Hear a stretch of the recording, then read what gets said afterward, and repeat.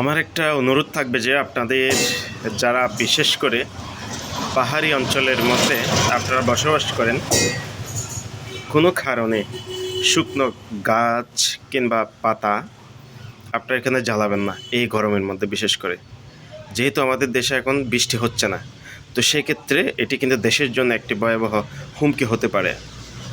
কারণ যদি এখানে আগুনটা যদি আপনি জ্বালিয়ে দেন, নিভানোর কোনো সুযোগ নেই। কারণ আমাদের দেশের মধ্যে সেরকম সক্ষমতা কিন্তু এখনও পর্যন্ত প্রস্তুত করা হয়নি এবং প্রস্তুত নেই।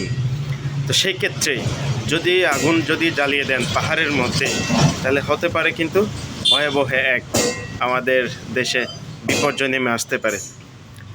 আমি আবারও অনুরোধ করব, পাহাড়ে যারা বসবাস করেন তারা আপনার পাহাড়ি যানজট যেগুলো আছে, আপনার যানজট বলতে আমি এটা বোঝাচ্ছি, সেখানে যেসব শুকনা গাছপালা ঢাল এগুলো থেকে থাকে, এগুলোকে আপনারা আগুন দিয়ে জ্বালাবেন না।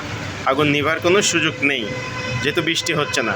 তো যদি বৃষ্টি হতো তাহলে এটি কিন্তু নিভানো সম্ভব হতো। আর এই ক্ষেত্রে জ্বালাবেন না এই কারণে, কারণ যেহেতু বৃষ্টি হচ্ছে না, সেক্ষেত্রে আপনাদের গরমের দিনে আমাদের গরমের তাপদাহ কিন্তু আরও অনেক বেশি বেড়ে যেতে পারে। অতএব আপনারা একটু দয়া করে একটু সচেতন থাকবেন। ধন্যবাদ। এই ভিডিওটি পাহাড়ি অঞ্চলে যারা জুম চাষ করেন কিংবা কৃষি উৎপাদন করেন, আপনাদের কাছে বিনীতভাবে অনুরোধ যে যেখানে পারেন সেখানে এই ভিডিওটি সরিয়ে দেওয়ার জন্য অনুরোধ জানাচ্ছি। ধন্যবাদ, ভালো থাকবেন। আমাদের দেশকে বাঁচানোর জন্য আপনারা একটু সহযোগিতা করুন। ধন্যবাদ।